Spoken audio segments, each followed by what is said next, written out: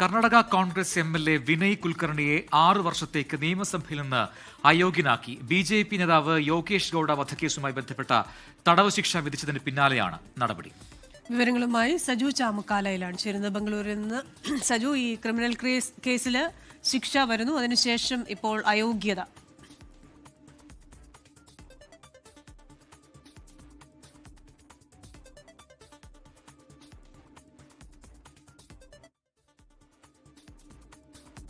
കർണാടകയിൽ നിന്നുള്ള വാർത്തയാണ് ഇപ്പോൾ പുറത്തുവന്നത്. അവിടുത്തെ കോൺഗ്രസ് എംഎൽഎ വിനയ് കുൽക്കർണിയെയാണ് 6 വർഷത്തേക്ക് നിയമസഭയിൽ നിന്ന് അയോഗ്യനാക്കിയിരിക്കുന്നത്. ബിജെപി നേതാവ് യോഗേഷ് ഗൌഡ വധക്കേസുമായി ബന്ധപ്പെട്ട കേസിൽ ശിക്ഷ വിധിച്ചതിന് പിന്നാലെയാണ് ഈ നടപടി എന്നുകൂടി അറിയുന്നു. അതോടുകൂടി ഇനിയിപ്പോൾ എംഎൽഎ സ്ഥാനത്ത് തുടരാൻ കഴിയില്ല എന്ന സ്ഥിതിയാണ് വന്നിരിക്കുന്നത്.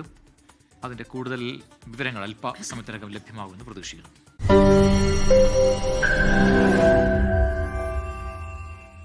ലോകത്തെവിടെയായാലും ഏത് സമയത്തും 24 വാർത്തകളും ഓഗ്മെന്റഡ് റിയാലിറ്റി പാക്കേജുകളും എക്സ്പ്ലെയിനറുകളും വിശദമായി കാണാൻ ഞങ്ങളുടെ യൂട്യൂബ് ചാനൽ നിങ്ങൾക്ക് സബ്സ്ക്രൈബ് ചെയ്യാം.